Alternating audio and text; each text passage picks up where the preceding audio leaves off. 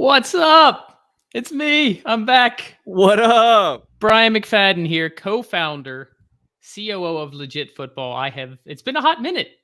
Kevin Phillip Fancy Fox, terms. my Throwing some partner in fancy terms crime. at him. But you know what? It was just one of those things where I finally had the time. I reached out and I said, Kev, I want to talk some football. Let's put it on live and see what happens. We don't have a script, man.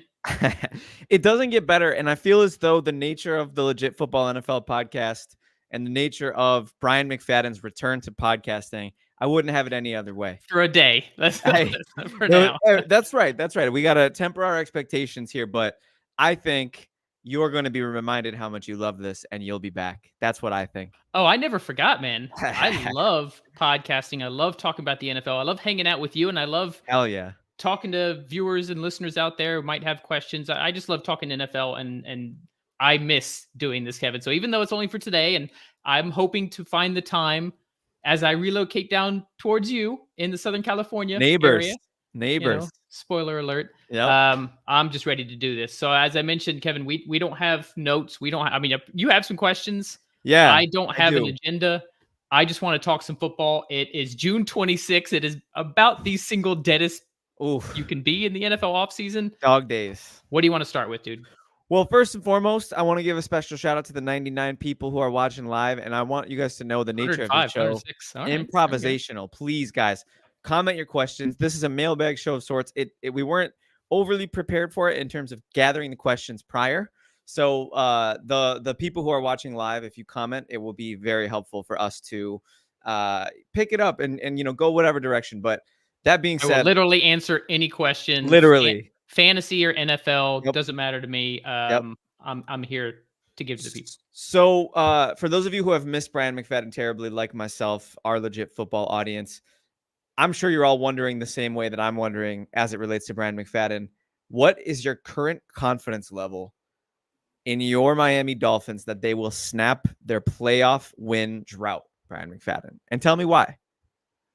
Number rating out of 10. You're going to start me. Absolutely. No softball tosses. You're going to go right out there. Flames. Right into the flames. It's hard for me to have a confidence level because they have so much uncertainty, right? They've got Anthony Weaver, first-time defensive coordinator, obviously comes from a great stock in Baltimore. But we lost some defensive pieces. Big Van Ginkel fan, Christian Wilkins now in Vegas. But we added a lot of veterans on that side of the ball as well. So the defense, which was already pretty good, but we lost some of our stars to injury at the end of the year. We used our first-round pick on Chop Robinson on an edge rusher. There's just a lot we don't know. Good game. It would not have been my choice. I really wanted to address the offensive line in one of the richest, if not the richest, tackle classes ever in the history of the NFL draft. I would have liked to add some offensive line help. We did later in the draft, but not in the first round. But here's what I do have confidence in. I have confidence in the talent on the offensive side of the ball, and I have a confidence in Mike McDaniel to make adjustments. Yeah. And so is that I'm confident we'll be in the playoffs. Am I confident that we'll win? I don't know. What, 6 out of 10? 6 out of 10. That's, you know what? It's higher than I expected you to go. Okay. It's a little higher than myself. I've podcasted with you for years. I don't think you bring bias to the table. I genuinely believe that. You didn't even have them in the playoffs last year. That's right. They proved me wrong. Yeah. So, but I'll come at you with a 4, given that I think I don't see them winning the division. I know that that's not a popular opinion. They're probably going to be the trendy pick to win that division, given the perceived regression of the Buffalo Bills, which we'll get to. Because I'm going to throw a similar question to you, right? Please, absolutely. But I think it's very much like Tua. He's proven to be an excellent regular season quarterback, specifically in the months of September to early December. That late season consistent meltdown that they have every year, that you can just count on it. You could bet on it. It's coming, right? So it's going to be tough for them to position themselves with seeding, and the AFC, it's becoming more and more, I want to say top heavy, but that's not even the term, because there's more just teams heavy, that are heavy. great. Yeah. It's just heavy. It appears 3 of the 5 best teams in the NFL are in the AFC this year. Maybe even, 4 out of 6. Yeah. It's getting pretty ugly for that top half. So Miami's theoretically, if they don't win the division, which I don't think they will, they'll have to beat one of those teams. And given the weather and given who Tua has proven to be late season, I just don't see it. Well, here's the things that they would need to overcome it, because I actually had legitimate questions in Mike McDaniel's first year, because they also started out Right. gangbusters. Yep. And starting with the Chargers game that year and going into the Niners game, which I was at, Purdy's first game when Jimmy G went down. I was at dope. that game. That's at awesome. Levi. I started to worry that they figured out whatever McDaniel was doing. And the second half of that season, the offense just didn't look right. And I was worried that it would carry over into the 2023 season. Well, what happens? Well, the Dolphins had a chance to break the scoring record, the single game scoring record. They came out like game busters again. Clearly, they had made adjustments. So I'm fully confident in McDaniel's ability to make adjustments. And if you look at the film last year, he is making adjustments as well. It's just they were really beat up on both sides of the ball. The offensive line, once Tyreek got injured, he wasn't the same. Waddle was on and off the field all year. So we're going to need additional wide receivers and weapons to step up. Achane went down, so it's multiple times. So he's going to make adjustments. I'm confident in that part. It's hard to be confident in health because it's so unpredictable. I like a lot of the things they did in the draft. I'm a big Jalen Wright fan. So he was my running back one before the draft. Then I just love Trey Benson's landing spot so much. I moved him to RB1 and Wright to RB2. Yes, Jonathan Brooks is not one of my top 2 RBs right there. Hater. Spoiler alert. We can get into rookies because I put a lot of time into the rookies in this draft class. So I love that. He's like a bigger version of Achane. He's actually a better pass protector. He's one of the best pass protecting backs in this class. So you add in the confidence of McDaniel. You add in that they still have Tyreek, Jalen Waddle. Love Malik Washington. He was one of my favorite wide receivers in this class. Added Jalen Wright. So many questions on the defensive side of the ball. So it's hard to be higher than a 6. 4 to 6 range. I makes sense. I can't fault you for that either. Yeah. I went lower. I went lower half. I think we got a pessimist and an optimist over here in this regime. And 6, hey man, 60%. I'll take that as a likelihood of winning my first playoff game since 93, 95. The number's been thrown around a lot. Since the Dan Marino days. That's so insane. It's becoming. It's not as pitiful and pathetic as the Buffalo Bills playoff drought, but it's becoming as like it's a thing. At least you guys are winning the division every year, and now, you're one of the best teams in the NFL. But now we haven't even had that. The one year we won the division was the 2008 year when Tom Brady, tore his Achilles. And we had the Wildcat offense, Tony Sperano head coach, and we just took everyone by storm, and then we got pounded in the first round of the playoffs. That was a fun year. Who was it? Was it Ronnie Bell? Was that his name? It was Ronnie Brown. Ronnie Brown. I knew it was Cadillac Williams. Yes. Wow. What an era. Deep cut. Yeah. Deep cut. Shout out to Fernando in the comments. Let's go back at you. Fernando, if you have any questions about the NFL, fantasy football, anything, please don't. We're just going to be rambling up here about whatever the hell we feel like talking about. I'm all about that. And for the 320 people who are watching, please don't hesitate. If you have any rabbit holes that you want us to go down or topics that you want us to address, that's the nature of this episode. It's a special episode. It's a surprise episode. Yeah, yes, impromptu. Let's throw it back over to you with the Bills, because the way I see it, and the Bills have been one of my favorite teams in the NFL as far as talent for years now. Yeah. But I have more legitimate questions on what they're going to look like on the offensive side of the ball than I have in a long time. I'm not saying that getting rid of Diggs was a bad idea. Right. But maybe what they did since then at least has me asking questions. Absolutely. And I think it's super reasonable. I've done a lot of research into the acquisitions and into the direction. I'm gonna throw a little movie quote at you, McFadden. We might not be able to get another Stephon Diggs, but we might be able to recreate Stephon Diggs in the aggregate. You familiar with that? I know all about the aggregate. So Moneyball. Brad Pitt, Jonah Hill. Yeah. So, I don't think that's how it works, though. I agree. And I think that that's not what's happening. I had to throw it at you because I think people are saying the Bills are moneyballing the receiver position. That's kind of the popular media narrative. And I'll say this, Brian McFadden. I think Joe Brady in his first full season as play caller is going to make a lot of changes. And I think there's going to be a lot more running. I think there's going to be a lot higher of an emphasis on everybody eats and go run the for the love of the game routes 120% so that you can spare your quarterback Josh Allen from throwing ridiculous interceptions that he's been throwing for years while he's been throwing to players like Gabe Davis, who consistently gave up on routes, and players like Stephon Diggs, who threw his hands up and pouted on the sidelines. I think it's a culture shift. I think it's a regime change. I think it's a philosophy change. And I think your questions as far as how dominant they can be, especially passing the football, are not only valid, but probably true, probably accurate. We have seen this work with the Chiefs, and Yes. there's a big part of me that thinks that that's why McDermott and Bean wanted to go this route. They're like, well, if Mahomes and the Chiefs can do it with freaking Marquez Valdez-Scantling as their best receiver, Rashee Rice came on towards the end of the year, then why can't we? Yeah. But in that scenario, you need Kincaid to be Kelsey. And I'm not saying he doesn't have that potential, but that's asking a lot of a second-year tight end. Absolutely. And I think maybe the difference, like if whatever the difference between Kincaid and Kelsey is, I think it could be made up by how much better I think Curtis Samuel and Khalil Shakir are than, say, Marquez Valdez-Scantling and, Rashee Rice are. Okay, Shakir, there's still a little mystery there, but we kind of know who Curtis Samuel is. And I'm not saying he doesn't have function, but your offense is not going to go from a mid-range offense to a top-tier offense because you added Curtis Samuel. Absolutely not. But I don't think it was ever I think last season it was definitely better than mid-tier. Yes, we lost Diggs. Yes, we lost Davis. 57% of the targets from last season, that's a fantasy stat for you, are gone. Vacated targets. And those are Josh Allen targets. So there's going to be people who step into that void. I do foresee Kincaid getting 110, 120 targets, having a monster season. I do. And I'm not afraid to plant my flag fantasy-wise and NFL-wise. I think Kincaid's going to be excellent.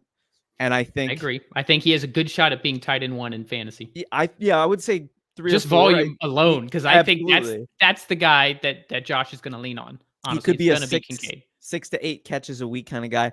Yeah. I love Shakir. I think Shakir's going to be he's going to rack up the targets. I think don't sleep on Curtis Samuel. He had his best season under Joe Brady in Carolina. He consistently scores highly on reception perception. He's an excellent player. Health and quarterback issues have sort of plagued the last handful of years. I think he'll be better than we all think he'll be. And my thing with him is not his natural physical talent. It's that he serves a very specific role. Right. Debo, and like Diet Debo. Correct. Yeah, very much like super diet, like old RC Cola. Yo, chill. That's a little disrespectful, but it's like he's got that ability, but that's not the kind of thing that's going to take your offense. Maybe if you're the Niners and you've got so many pieces and you add on a guy like Curtis Samuel, it's like, holy crap, the rich get richer. But the Bills, you don't take away a guy like Stephon Diggs and think you can add a whole bunch of mid-tier guys. They really need Coleman to hit, and I have my reservations there. I don't know if you want me to get fair. We can talk all about the rookies and my evaluations, but they need Kincaid to be Kelsey, and they need Coleman to be a lot better than Gabe Davis. Yeah, and you keep saying probably aptly, right? Because everybody wants to be getting better every year, right? But you keep saying I don't foresee them taking a step forward. I think a not step backwards for the Bills this year is a step forwards, if that makes sense. Like I think if they're the problem with that, Kev, is you keep getting here. You need to break forward. You have to step forward, or you're going to keep losing in the playoffs. And I know that every single Bills fan, I will be disappointed if the Bills don't make a Super Bowl, because they've been so incredibly talented for multiple years now. Mm-hmm.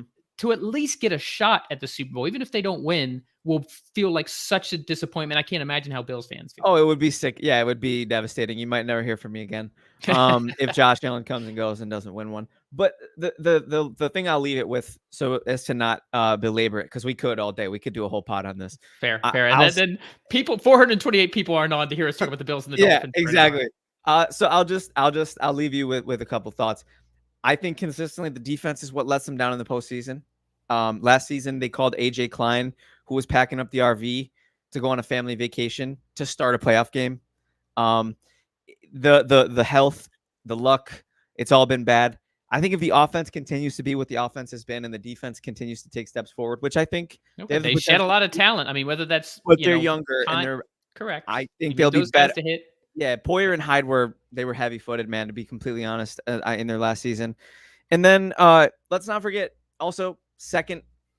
James Cook was second in the NFL in scrimmage yards last year. He's only getting better. He's ascending. He's hopefully going to enter his prime this season. So there's a reason they drafted, or at least signed in free agency, multiple running backs, that they don't feel that Cook is the guy to do it all.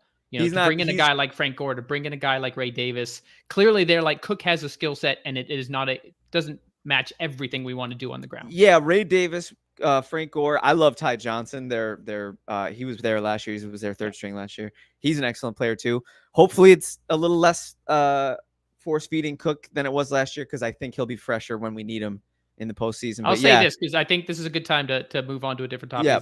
I have more questions than I've had in years in the Bills. I think that's my whole point. They can answer all of them, and then we could be talking about it in a much different light next year. But yeah, that's where I always come back to, is that through their last handful of years, this regime has proven to usually answer those questions. So we'll see. But Brian McFadden, that being said, you've teased it a couple times. You got a lot of thoughts on this rookie class. Do you want to dive in? Yeah, I've always been into rookies, because I used to, I was a huge college football fan, and the NFL has taken over my life. I don't get to watch college as much. So I used to really follow the draft. And then, of course, I got into Dynasty a few years ago. But for whatever reason, because I just got the Dynasty bug, I went from like 2 or 3 Dynasty leagues to like 9 or 10 this offseason. I put months and months into researching this draft class. Now, that does not include much film watching. I am not a film junkie, mainly because partly I don't have the time. Second, there are people who are much better trained at watching film than I do. I do not pretend to say, oh, I can look at film and determine XYZ, they're going to be successful in the NFL. So I have a very unique process that I'm almost pioneering a little bit. A ton of analytics, charts, as you like to call them. You love your charts. A lot of metrics, and a lot of relying on the analysis of draft experts that I really trust. So as a result, a lot of my rookie rankings end up being a little bit different than the consensus. And granted, these are specifically for fantasy, so these aren't necessarily NFL rankings, but I don't know. We can get into these rankings. We can kind of go position. Okay.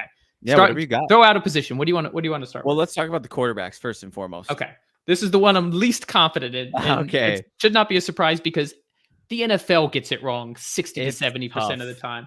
It's just one of those things. Everything can look perfect on paper, and for whatever reason, it is the hardest single position in sports. Yeah. And for a 20, 21, 22-year-old to try to encompass everything you need to not just be the general for your team and the coach on the field, but also the face of a franchise and the scrutiny that comes with it, and the coaching staff affects your ability, and the talent around you affects the protection effect. Everything is it's not just dependent on you. So with that being said, I do have Caleb number 1 overall. I mean, you can't. I don't think anybody should have otherwise. Yeah.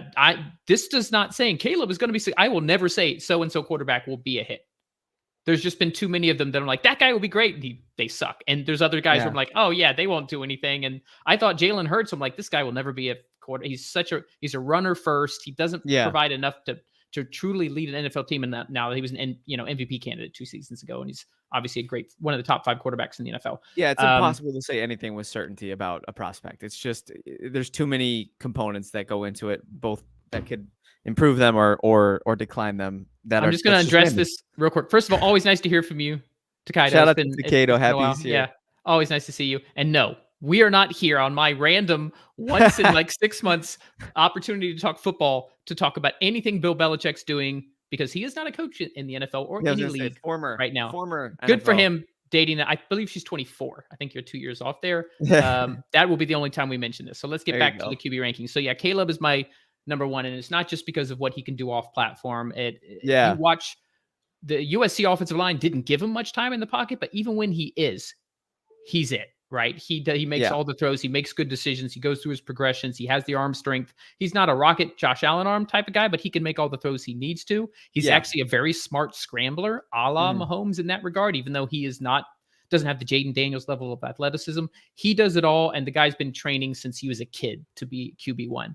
Biggest question mark there, obviously, is not just, can he play more in structure? I do think he can. Is what kind of person? This is a guy who grew up in the NIL era. This is a guy who knows what he's worth, and that's not necessarily a bad thing at that position. but I'm curious to see how that translates. Will his team follow him? Will he be able to be humble enough to win over the locker room before he has earned the right to be the man? Yeah. But from a talent perspective, slam dunk, Caleb's number one. Yeah, I love Caleb as well. It's hard not to. I think people focus on the wrong things in their analysis, right? We talked about Moneyball, right? You're familiar with the film, right? You've seen it. Oh yeah, multiple times. Not Great recently, film. but yeah, love the movie. They Jonah Brad Hill, Pitt. Brad Pitt. Yeah. Yep. Brad Pitt roasts the analysts who are like, "Well, he has an ugly girlfriend, so he must not be confident." And he's like, "Oh, it was a "Bro, draft day. They didn't go to his birthday party." Oh yeah, exactly. Yeah, like that kind of stuff. So stupid. Like who cares what he looks like? Who cares how he dresses? Like he can ball. And I think it's weirdly trendy to like hate on him.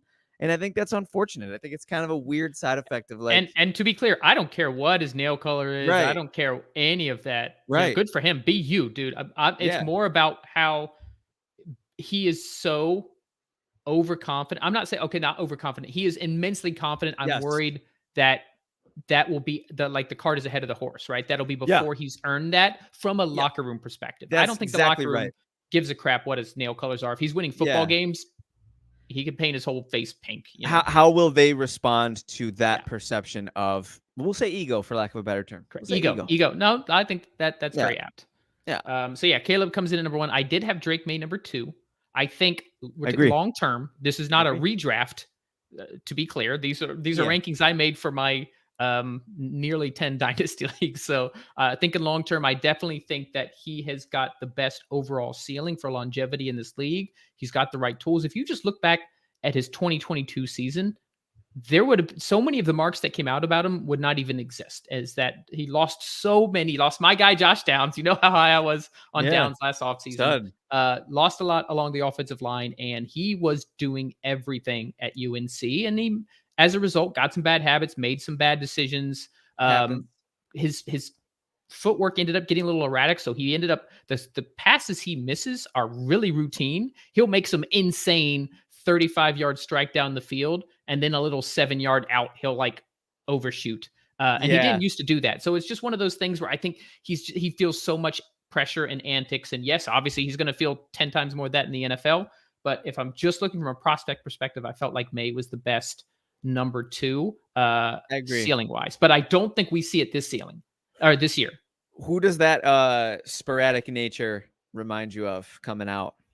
Oh, it's definitely some Allen comparison. Yeah, it very much. Yeah. And that's kind of what always won him over for me. Like, I talk about it all the time, but I'm such a traits guy.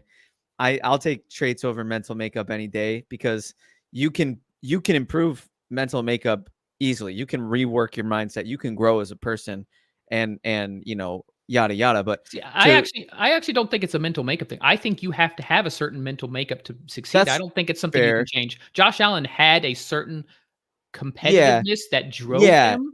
That is not something you can teach. You cannot teach at this stage. If somebody gets to the NFL at age 21, 22, if they're not already like hyper insanely competitive, think Michael Jordan type competitive, they're not going to create that. The kids call it having that dog in you. If you have that dog in you, you can succeed. I guess when I say mental makeup, I mean more so your ability to process information, your ability to work through your mechanics. Those are things that are learned. I don't think processing improves.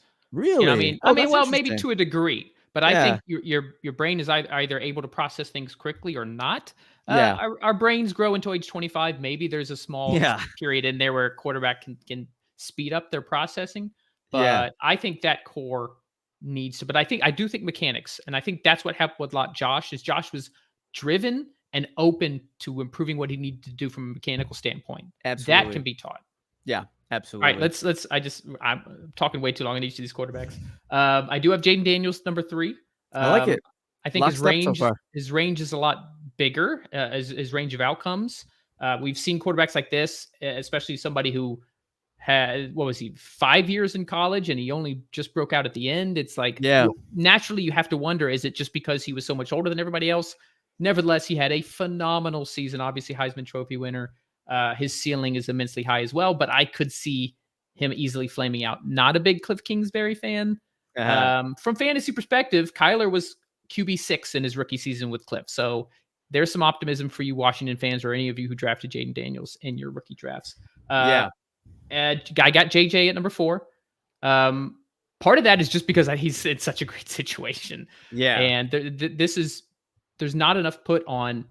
If you're an amazingly talented quarterback landing in a crappy situation a la Bryce Young last year, there's only so much you can do. Another reason why I think Caleb is such a safe pick is because Caleb also landed in a fantastic situation in Chicago. Yeah. And then I'll go through the next one. I put Penix at 5. I wasn't necessarily a fan of Penix myself, but I read so much about how NFL teams liked him that it kind of bumped him Penix up. at 5, though. You're really taking a thorn in the side of Broncos fans there, aren't you? Yeah, I always liked, once again, ceiling. If I'm looking at quarterbacks, remember, this is dynasty rankings. This wasn't necessarily NFL rankings. But if I want to take a first-round quarterback, I'm going to pick the guy with the highest ceiling. Because chances are I'm going to miss anyway, because most people miss on first-round quarterbacks. But if I'm going to miss, I want to miss big. I want to shoot. I want to swing for the fences. And as Bo Nix might be a perfectly fine quarterback, but I don't think he'll ever settle into being better than a top 12. If you get a top 12 quarterback out of Bo Nix, hallelujah, Denver Broncos fans. Yeah, if we're doing specifically dynasty, I do completely understand that. The only difference is how long before Penix gets that chance, right? It's not 1 year. No, it's not, which is why this is dynasty and not redraft. Yeah, redraft, Penix isn't even going to be in the top probably 30 quarterbacks. But even 2 years, Brian, in dynasty, like you could go trade him on the cheap for a guy who's sick and tired of seeing Kirk Cousins. He's still following up a quarterback who is 35 years old coming off an Achilles. Yeah. There is a chance he plays this year, Kevin. I don't think it's realistic, but there is a chance he plays this year. And there was a time in the not too distant past where 35 was the cutoff for quarterbacks. We talk about player age all the time. Yeah, my charts. Yeah. If you look at historically in the pre-Tom Brady days, 35 was the age. Look at what happened to Ben Roethlisberger. Dude won multiple Super Bowls, fell off a freaking cliff. Phillip Rivers, right? Yeah. That is normally what happens.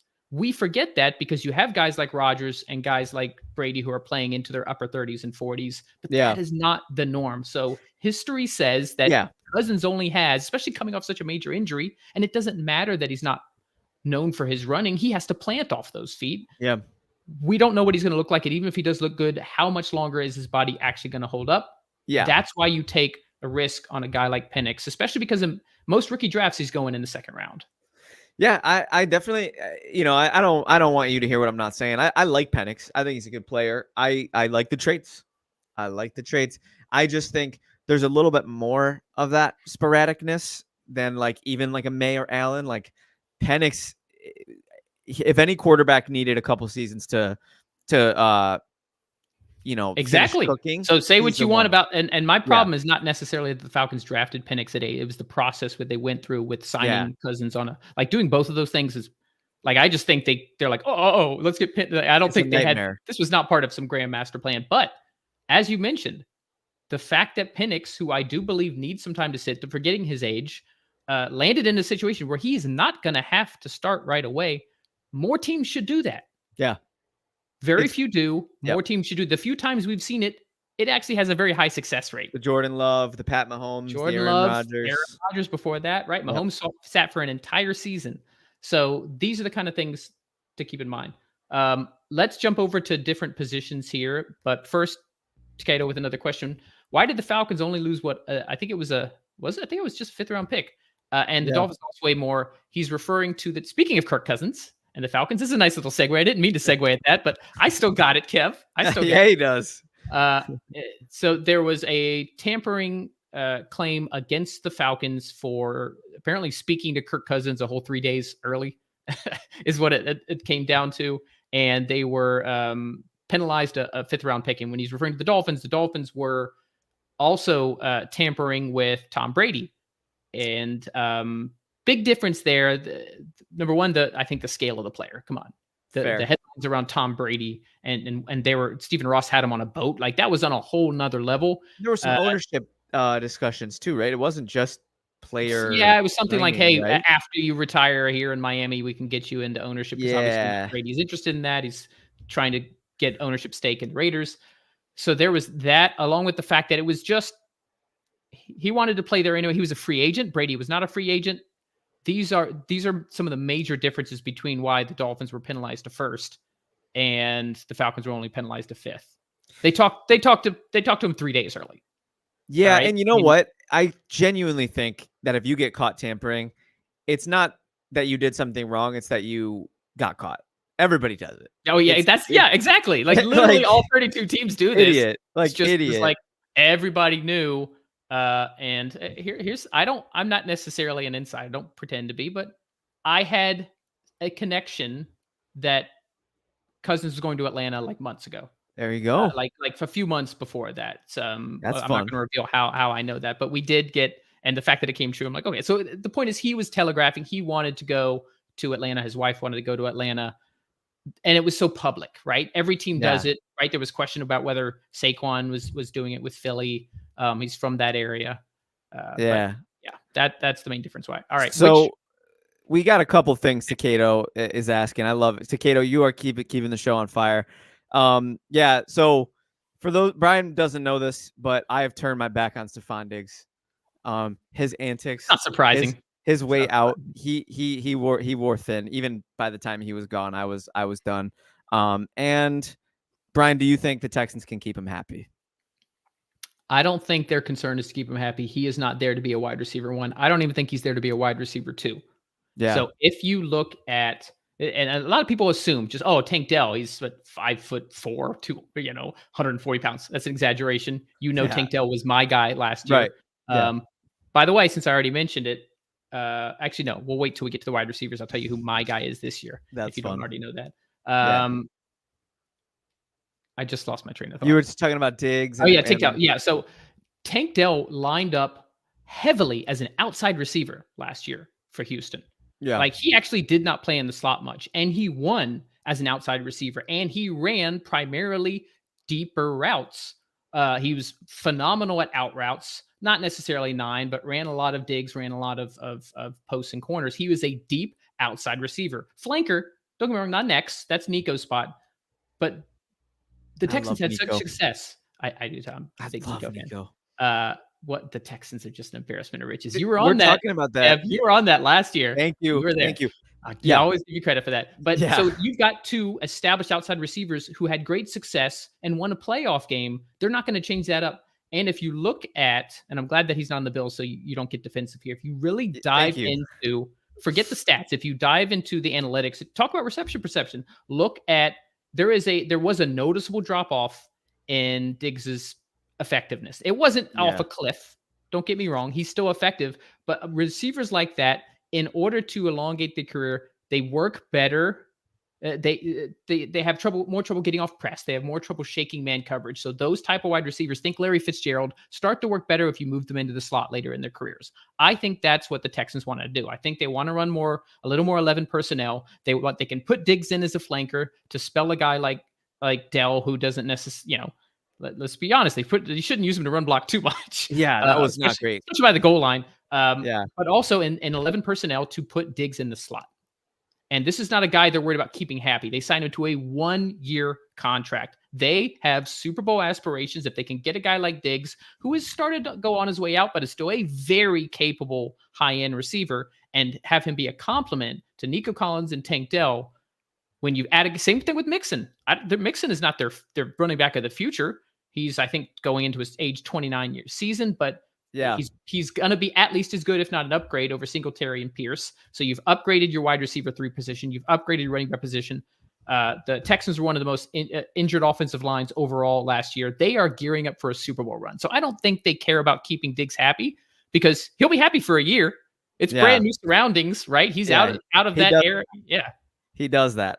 Brian, let me give you some numbers here. You can try to guess what these are. 4.7, 42, and 0.1.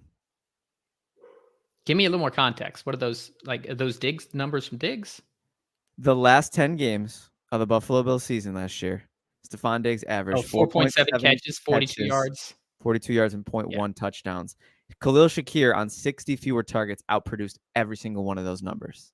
And you know what that is? That is them giving him less opportunities. Nope. Because if you 10 look, targets a game.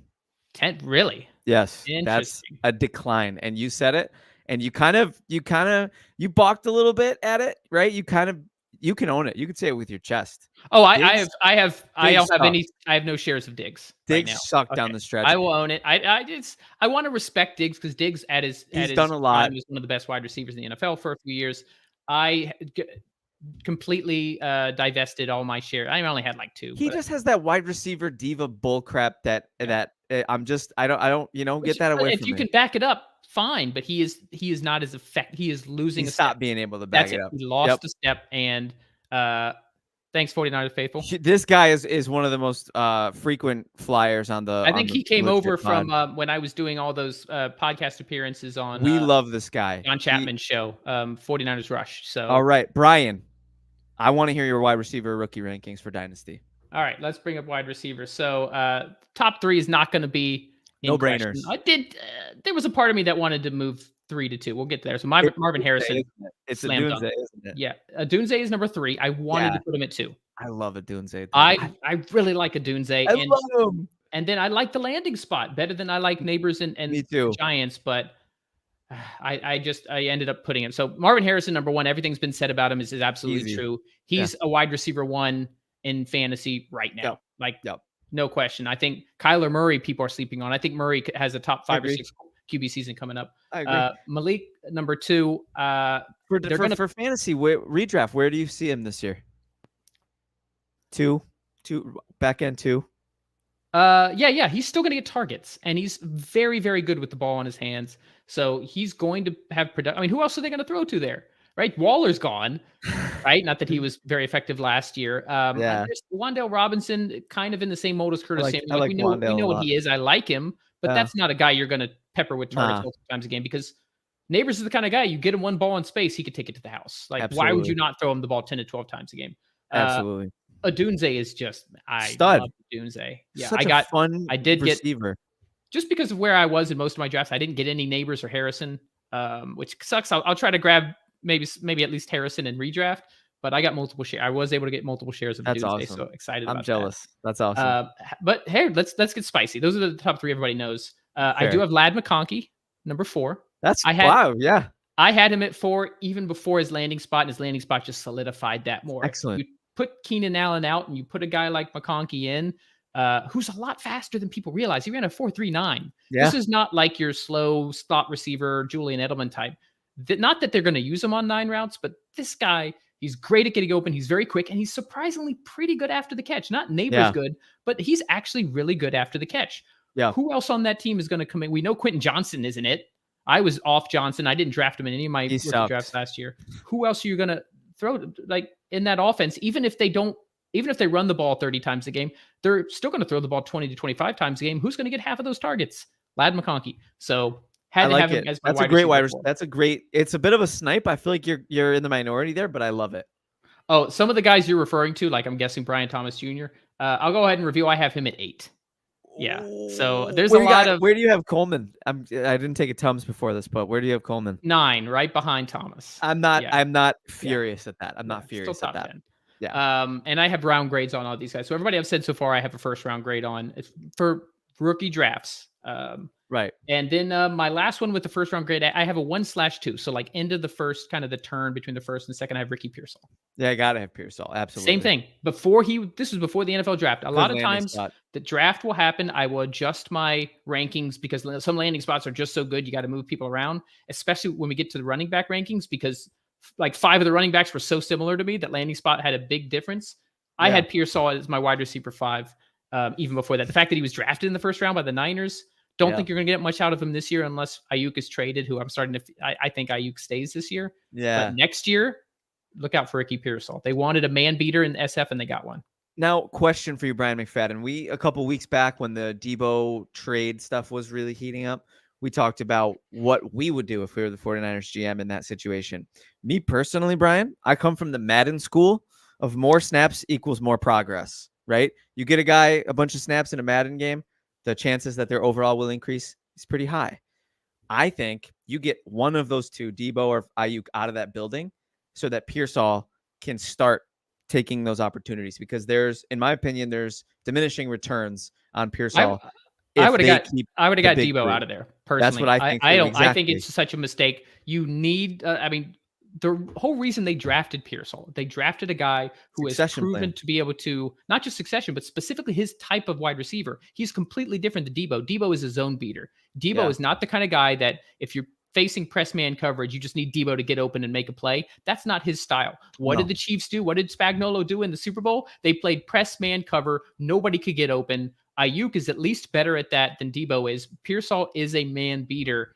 They want to be able to have that kind of flexibility. So a guy like Debo is not going to help you at when you get good defensive coordinators. So yes, I would have gotten rid of Debo if you have Ayuk and Pearsall on the outside. I like Jacob Cowing as a nice like 11 personnel slot guy out of Arizona. Now you're cooking with gas. So the fact that they both wide receivers, look, the Niners are still great. They'll probably go to the Super Bowl again. But if I was getting rid of somebody, I would have gotten rid of Debo and get Pearsall some snaps. I couldn't agree more. All right, so here's where it gets really interesting. I need this. So this is in my veins. My guy. So let's recap who my guys have been the last 2 years. 2 years ago, Tyler Algier out of BYU, drafted in the 5th round by the Falcons. Even before that draft, I was on him. I loved his story. He was a walk-on at BYU. He was working at Walmart before they gave him a scholarship. He was started off as a linebacker. Like I just loved everything about Tyler Algier. What did he do? He set, at the time, the Falcons' rushing record as a rookie with over 1,000 yards. Last year, my guy, Tank Dell. I know he's 5'6", 1-0. I know he plays at Houston, a small school, but this guy was just different. He was such a good separator. He was so competitive. I don't care how small he was. He caught 20 touchdowns at the University of Houston. This is a guy who makes plays, gets open. Any wide receiver is going to love him. The fact that C.J. Stroud wanted the Texans to draft him backed it up. We all know what happened with C.J. Stroud loves him. Yeah. So my guy this year is my number 6 wide receiver. And I just drafted him in my last startup. So I can say this because I don't have any other rookie draft or startups left. Wide receiver Malik Washington out of the University of Virginia. He was wide receiver 6 before he got drafted by the Dolphins. Let me tell you why. I told you it was spicy. You guys want some sleepers for your redraft. It could be tough for him to see value this year. But let me talk about why I like him first, and then I'll talk about why I like his landing spot. Yeah. So his first few, he is a transfer. He started his career at Northwestern in a very run-heavy, non-pro style offense. The opportunities he had from a metrics, from a per play perspective, was still strong, but he didn't have a lot of volume. Goes to Virginia in his fifth year, senior year, and he is the man. Like, he is the only true receiver on that. Everybody knows he's getting the ball. It didn't matter. Great separator. Very, very similar profile to Steve Smith Sr. People just immediately, this guy's small. He can't be anything but a slot receiver. And he did play almost exclusively from the slot. Unlike Tank Dell, he did play almost exclusively from the slot. But one of the best contested catch rate guys. And he has dropped, Kevin, like 2 passes in 4 seasons. Insane hands. Cool. So you got a guy who can get open. He's much thicker build and led the nation in broken tackles as a wide receiver last year with 35, more than Malik Neighbors, more than any of these other guys. So you got a guy who's got the speed to get open deep, the guy who can win contested catches, a guy who can get open, a guy who can do yards after the catch, and a guy who had over 100 receptions. He could be a high volume receiver. The only thing he's missing is his height. Like, when a receiver is that good, and when it's a guy who's playing in the ACC, we're not talking about like Southwest Missouri State or something. Everybody knows he's getting the ball and he's still producing. I loved everything about Malik Washington. And then he got drafted by my favorite team. It's incredible. And what round was he drafted in? Remind me one more time. 6th round. For funsies, Brian, picture the meme of the guy who's walking with the girl and the girl's mad because he's looking back and the girl is like draft capital. And then the guy is Brian McFadden and he's looking back at contested catch percentage. You like that? To me, by the way, who led the NFL or who led the prospects and contested catch percentage last season coming into the NFL? Do you know of the rookies? Josh Downs. Josh Downs. I know because of you. Because of you. That's why I said it. I love that. And it's multiple seasons. I don't care if they're small. Because to me, it shows a certain grit. Yeah. If you're 5'9", 190 pounds, and you are a better contested catch guy than the taller guys in your class, you have that competitive spirit. That is very hard to quantify. I try to look for that as a means to like, does this guy want to win? Does this guy want to be the best? And then the draft video, when Josh Downs was drafted and he ran around in the streets, they actually showed his video when he was drafted by Carolina or by Indy. By Indy. And you just saw that glee, that joy. Like, this guy wants to win. Like, this means so much to him. And if you look at his reception perception profile, he was one of the best man beaters in the entire league. Forget the fact that he's a rookie. I love it. I love your pick here. I think let's round out your top 10. We'll do rapid fire on running backs and tight ends, and then we'll close out the show with some more rapid fire. Real quick rapid fire on the placement here. Yes, it might be tough for Washington to produce a lot of volume this year unless Waddle or Hill gets injured, which it has happened multiple times in the past. Sure, possible. Yep. But Tyreek Hill has said that he wants to play 2 more seasons. He wants to play through the 2025 season. So I think there's a very good path for a guy in this offense, which is designed to get people open, this Shanahan, McDaniel, LaFleur offense, for a guy like Malik Washington to thrive. So keep your eye on Malik Washington. Let's finish out the top 10. Number 7, Troy Franklin. Tough placement for him. I loved him as a prospect, but the more, like, I didn't love his how he looked in the combine. That placement's bad. Yeah. So I could be convinced to drop him, but I just loved him as a prospect. His advanced metrics are phenomenal. You're 8 and 9. I would no question have ahead of Troy Franklin. I'm just going to say that. Here's why I think I tend to like guys who get high volume and guys who can separate. Now, Franklin has some work to do as a route runner. That's true. He's nowhere near some of these other guys I've touted as separators. But my problem with Thomas and Coleman is they're more projections. Absolutely. Right. I need to Coleman in particular. I'm a Seminole fan. I watched Coleman play, and he is not going to replace Stephon. He is not going to go out there and be a stud from this. I don't think he is. You know, as Matt Harmon mentioned, I think a big slot is best for him. Putting him in a position where he's actually not very good against press. No. Big outside X receiver, not good against press. That's worrisome. Not great. Thomas has great, amazing athletic abilities, but he ran like 3 routes. So that's what I mean. Like, you know, so those guys for fantasy purposes, I tend to be a little low, and I had 2nd round grades on them. I did finish out. It's funny. I'm looking at this now. I might change this now. So I had Roman Wilson at number 2. He started off much higher. I'm at number 10. And I kept dropping him down. But if I was redoing it today, it'd be tough to not put Javon Baker or Jermaine Burton right there. That's fair. Burton especially. Burton's talent. My only question is the off the field stuff and his character, because he's had 2 different college staffs had issues with his character, right? Unfortunately, not ideal. So that's I'd say the only other thing is I had Xavier Worthy at 17. Oh, okay, let's go on to running back. All right, wait. Can you just read the names you have ahead of Worthy, because that's disgusting. Yeah, that's crazy. Adonai Mitchell at 11, Javon Baker 12, Jermaine Burton 13, Jalen Polk 14, Luke McCaffrey 15, Xavier Legette 16. I like it. I have really no crazy issues with your list. I think Coleman should be ahead of Franklin, mostly because of landing spot. Those 3, 7, 8, 9, they're kind of like interchangeable to me. And I like BTJ, but I think he's got a way to go in terms of earning a target share, because I think they just paid Gabe. He's the shiny new toy, and Christian Kirk is wide receiver, not going anywhere. Absolutely. Yeah. And Evan Ingram is probably wide receiver 2. I mean, it's not literally, but you know, and ETN is great. Yeah. I think the Jags, they should be better this year. If the Jags don't take a step forward this year, we got to start raising our eyebrows, I think. Is that fair? Yeah. Oh yeah. 100%. It's time. Replace their offensive coordinator. Crapping it off the pot. Crapping it off the pot. All right. Brian, so let's finish out. Let's talk about the rapid fire, the last 2 positions. All right. So Takedo mentioned, where do you rank Blake Corum? I do not have Blake Corum ranked. I just, the injury, he was not the same running back last year. And the fact that he's now a backup running back, if you look at his metrics, they drastically fell across the board after his knee surgery. But it takes time. It takes time. The first year back is always like that. It does. But that's the kind of thing that's going to, running backs have a very short life in fantasy and dynasty. It's a great landing spot.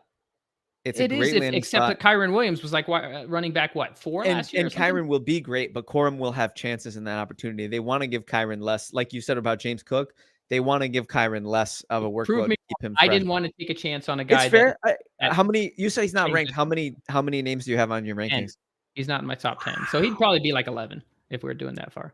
McFadden came with us. Sauce today. Adrian popped on. Hey, Adrian. No way. Let's go. Yeah. Adrian loves Corum. He was one of his flag plants.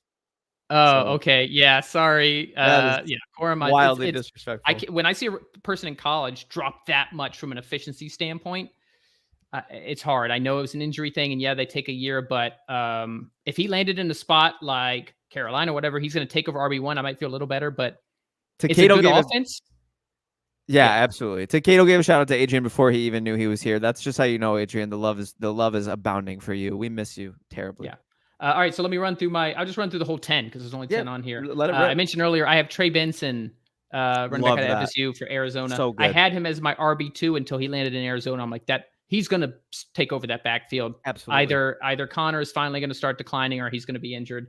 And that, by the way, that Cardinals offense sneakily one of the best rushing offenses in the NFL last year with James Conner, who's starting at age 29. Redraft, you have a little bit of not concerns, but do you still think Connor plays a role this year? I do. Yeah, no, 100%. Connor's sure. the starter from early. I think unless he shows drastic regression or Benson just comes in there and starts hitting home run after home run, Connor's going to be the RB1 for most of the season. But for Dynasty, give me Benson all day long. Number 2, Jalen Wright. Jalen Wright was my RB1 overall. He's good before the draft, and landing spot switched these two. Like I said, I love that he's like Devon Achane, except bigger and a better pass blocker, which Achane, they asked him to pass block very little last year in Miami. Yeah, why would you, right? Right. So the questions with Wright are honestly just he played in a weird Mickey Mouse offense in Tennessee. That's kind of hard when people say Mickey Mouse. It's so disrespectful. It's so true, though. It's so funny. Running back 3, Audric Estime, such a big Estime fan. I have gotten so many shares of him because he's not on anybody's radar still, which is insane. Javonte Williams had like 3.6 yards per carry last year, and he got a ton of volume. Javonte might be cooked. I think so. I think he had multiple knee injuries, and he doesn't have the age anymore to kind of help get over that. So you bring in a guy like Estime who has a very similar skill set. And if you look at his advanced metrics, some of, if not the best in this entire class, you know what I like the best about him is there. You look at some of the metrics when they're on light boxes or 8-man boxes. Estime's efficiency doesn't drop a bit facing 8-man boxes. They knew that he was getting the ball in Notre Dame. Didn't matter. Still a bulldozer. Love everything. And he's only 20.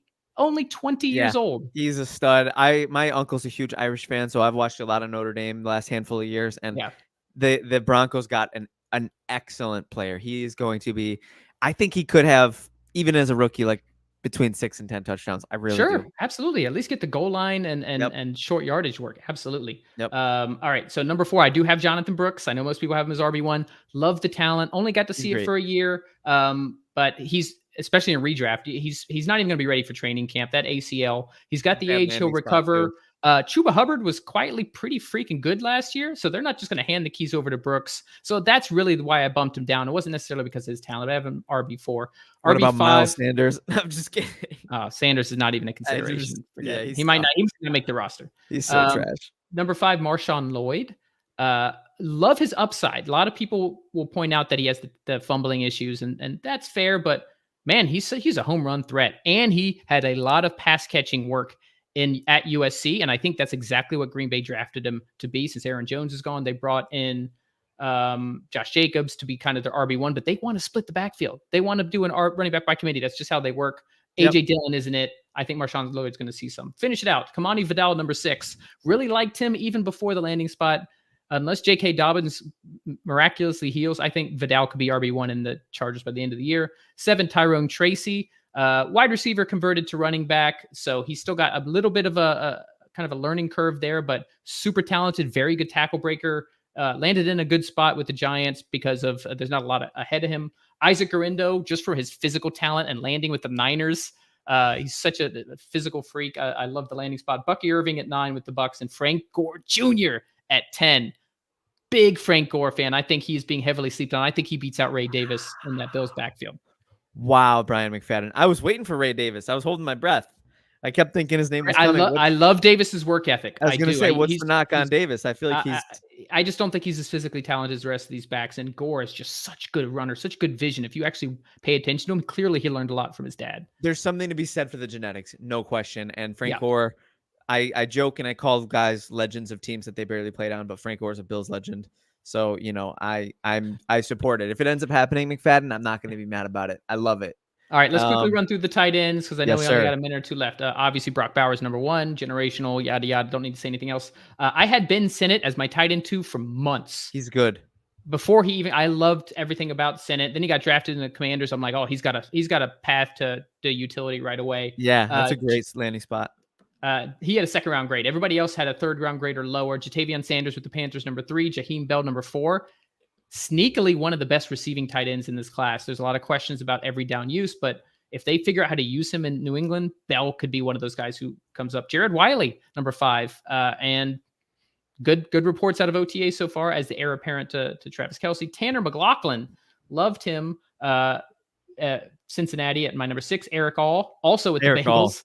So I got McLaughlin. All is a stud, but injury concerns there. I might like All better than McLaughlin. I'll just say that. I think that he might be the guy who ends up earning that job in Cincy.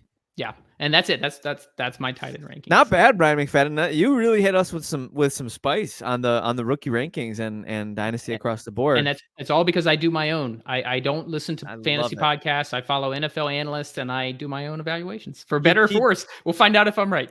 You essentially keep the fantasy implications that are implied from the community out of your process. Correct. And you strictly funnel NFL and scouting analysis so that you can form my own interpretation of a number of different metrics and sources. So are you hard out? You booking it right at 3 or do? Oh, I thought you had to go, man. I don't have anywhere to be. I will in due time, but okay. I feel like it's not right if we don't at least finish what we started. I have a couple more questions for you. Please, dude, I have got all the time, man. I'm go. Free for another 2 hours. I have until my bladder explodes. That's probably number 1. But we also, I'm just throwing this out there. If Adrian is still able to join at this point, Adrian, there's an empty seat for you. It's not too late if you can make your way on. Too much American on this podcast. Yeah, seriously, we're getting real. Yeah, we need some European flavor. He's not from Europe. I do that every time. I always say that. Australia is its own continent. Thank you for calling me out because Adrian doesn't, and then I just look like a dummy on the pod. You know me. I'll call you. I appreciate you, Adrian. Shame on you for letting me think Australia was in Europe. You suck. It's not even close to Europe. We my geography. I failed geography for sure. Still half hour. No stress, Adrian. We'll miss you. Brian, fantasy flag plants. Give me 5 guys you like at their ADP and why. Let's see. You want to do one per position? What I thought he was Asian. Okay, that makes zero sense. But that makes sense from Takeda saying it, but it doesn't make sense in anybody else saying it. Not sure that one's on me. All right, so we'll say a couple things for quarterback. I'm a huge Jordan Love guy. You kind of know that from last year. If you remember, Rich, the Pro Football Demon, argued with me forever about how bad Jordan Love is, and now he's he's drafting him in our startup leagues. Yeah, idiot. I held him in Pro Football Demon. Miss him. I held him in my dynasty league on my taxi squad for 3 years before he was ready. But I really think that Kyler Murray is not getting the attention. This is a guy who's finally healthy. That Arizona offense under Petzig was surprisingly good. The defense was atrocious, but the offense was good. And what did they do? They just added one of the best wide receiver prospects, maybe of all time, in Marvin Harrison. You got a guy like Michael Wilson that can slide to wide receiver 2. Greg Dortch is actually a surprisingly solid slot receiver. And then Trey McBride is all of a sudden one of the best tight ends in the NFL. That offense is going to cook. Good. They're going to be playing from behind because their defense really didn't get that much better. I love Kyler Murray to be a QB5 or better this year. Let's go to really high wide receiver position. This is all off the top of my head because I didn't. Give me a name, man. Yeah, take a look. If you want to go to Fantasy Pros, use their. No. It's all up here. I will say, I'm not going to plant my flag necessarily on Pickens. But man, there is a path to Pickens being a top 10 wide receiver this year, especially if they don't end up trading for someone. There's been so much speculation. Ayuk's going to land in Pittsburgh. And yes, people are going to say, but Arthur Smith, and look what he did to Drake London. Yeah, but Arthur Smith isn't the head coach. Arthur Smith, remember what he did with A.J. Brown in Tennessee. Right. People forget that he was the offensive coordinator when A.J. Brown made his ascension. That's the role that Pickens could play. Not quite on that talent level, but Pickens is insanely talented. And there's not a lot of other people to throw to there. I rated Roman Wilson number 7. I like him, but he's like a speed slot. George Pickens could be the guy along with Pat Freiermuth. I'll put that as my tight end. Huge Pat Freiermuth fan. I've got multiple shares of him. I think he's a tight end 5 this year. We've seen in multiple offenses what an Arthur Smith offense can look like for a tight end. People will say Kyle Pitts, but look what he did to Jonnu Smith. right? He liked Yeah. to utilize his tight ends. You've got Freiermuth, who is a true inline tight end, has the physical talent. So So you're I bought in on Pittsburgh's passing attack with kind let's ride Wilson. kind of that's the thing. Well, but they're both upgrades over Kenny Pickett and Mason Rudolph. That's fair. So I may not be and from all reports, Wilson has looked really good in camp. Justin Fields, that's a whole other story. We don't have to get into that. I like Fields. I'd like to see Fields get the nod sooner than later. I know he's going to be more growing pains, but I think at this point it's going to take ceiling. he's going to take an injury to Russ. I think from Yeah. all reports, he's not processing well. He's not actually looking good in OTAs. He's not grasping the full playbook, and That's Russ is just hitting the normal. ground running. Yeah, but Yeah, Russ that's- Wilson Swiss teams too. They both Yeah, but Russell Wilson's always been that kind of a player. Like he's But pretty. that's what I mean. Like if I think Yeah. the Steelers are always competitive. Yeah. They've been dealing with Matt Canada for years. They say what you want about Arthur Smith. Arthur Smith has always been a good offensive coordinator. Even in Atlanta, his offenses were good.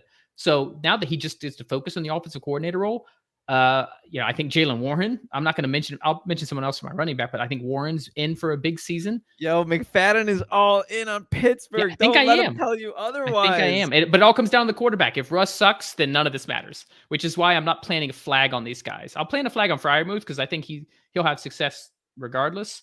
Pickens, I don't know. To be determined. Also, they could just be so run heavy that Pickens doesn't get enough opportunities. I'm checking ADP for funsies. George Pickens is going as the wide receiver 28. Oh, yeah. So absolutely. He's a wide receiver 2 at buy. least. He's a wide receiver 2 at his floor. Honestly, so, even for me, like I don't overly love Pickens, but I find you best ball guy, McFadden.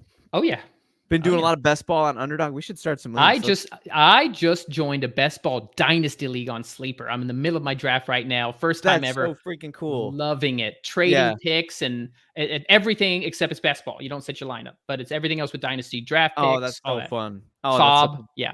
Oh, that's such a blast. So let's keep it moving. So we got Pickens at wide receiver. I need a flag plant way ahead of the ADP or sorry, their ADP is way too low. Give me another running back. Give me a running back. Sorry, I don't think you gave us one yet. Running back. Let's see. We already talked so much about the rookie, so I'll try to come up with a running back who I know who it's going to be. Jaleel freaking McLaughlin. I have been in on this guy since last August. Before anybody knew who he was, my league mates know I picked him up in every single league. This guy is like Austin Eckler reincarnate, even though Eckler is still alive and still playing in the NFL. Very similar profile. If you look, Kevin, go on Sleeper and look at, you don't have to physically do it right now because I'll just tell you this is what it is. If you look at the rookie year production of Austin Eckler and the rookie year production of Jaleel McLaughlin, they are almost identical. It's freaky how similar they are. Like both finished like running back 44, both had 90 fantasy points. It is so insane. He has the same type of skill set. He is such a hard worker. This is the guy who is the cliche, but he is literally, you ask anyone on the Broncos, he's the first one in the building. He gets there at like 4 a.m. every day, gets his personal workouts in the film room. And you saw what he was able to do. He was almost twice as effective on the ground. He was averaged like 5.4, 5.5 yards a carry to Javonte Williams 3.6. And he showed a lot of success as a pass catcher out of the backfield. And OTAs have been raving. All the beat reporters in Denver are saying Jaleel is clearly the best running back in this room right now. And what is his ADP? It's got to be something. I was just going to say, for those of you keeping score at home, Jaleel McLaughlin's ADP is RB53. Oh, come on. See, that's just insulting. So Brian McFadden is empowering you with one of your last picks of your draft, apparently, to go out there and snag and stash Jaleel McLaughlin, because in no time he will be commanding opportunities in that backfield. Although he's got to compete with your boy Estime. I don't think so. I think this is Sean Payton, and this is Mark Ingram and Alvin Kamara. And I think Estime plays the Mark Ingram role, and Jaleel plays obviously a much smaller version of Alvin Kamara. So I don't think one cuts into the other. And I'm not predicting an RB1 finish for Jaleel, but Austin Eckler in his second year, when Melvin Gordon was still there in LA, finished as RB24. I'm talking about an RB2 finish. I think he follows the same path and then just keeps getting more opportunities as he stays in the league longer. Jaleel McLaughlin, easily my flag pan at running back. All right. I think I'm going to give you one last question, and we're going to take fantasy out of the equation. I want an NFL hot take prediction that you have for the upcoming season? Packers go to the Super Bowl. You just made a man in Australia. That's good very because happy. I've crapped on Blake Corum and he has a Zamir White thing in the chat right now, and I am Zamir White. I get Love it. Zamir White. I love Zamir White. I'm on Zamir White, but I am all in on the Packers. I think Jordan Love is the guy. I've been waiting for him for a few years, and what he looked like from Thanksgiving on. I compared him to Stroud, and I was actually talking about this on. We have one of my dynasty leagues has their own podcast, so we were talking about it yesterday. That's fun. What I like so much about Stroud and Love is those Shanahan style offenses can make any quarterback look like at least a mid quarterback. Freaking Nick Mullins was a thing once. But when you have a physical specimen like Stroud and Love, and they operate this offense to perfection, they're some of the best quarterbacks in the NFL. So it wouldn't surprise me to see Houston and Green Bay in the Super Bowl next year. That's where I think the ceiling is for these guys because of the offenses that LaFleur and Bobby Slowick run, and because of the talent level of Jordan Love and CJ Stroud. We saw both of them. Stroud outdueled Mahomes last year. Stroud whooped up on Dak Prescott in the freaking playoffs in Dallas. So yeah, that's, if I'm making a prediction now, Jordan Love, Packers to the Super Bowl. I absolutely love it, Brian McFadden, and I do believe that is the spiciest thing you've said all day. Packers to the Super Bowl. And now that's my random. I will do my official predictions in August after training camp and all that. But just for this point in the show in June, why not throwing that out into the ether? If I got you for one more show in the next couple weeks, there's one thing that I've been teasing on the Legit Football Pod for a long time, and Adrian, I don't know if he's going to participate in it with me or if this is like a me thing, but I'm a huge fan of picking an off-season darling team.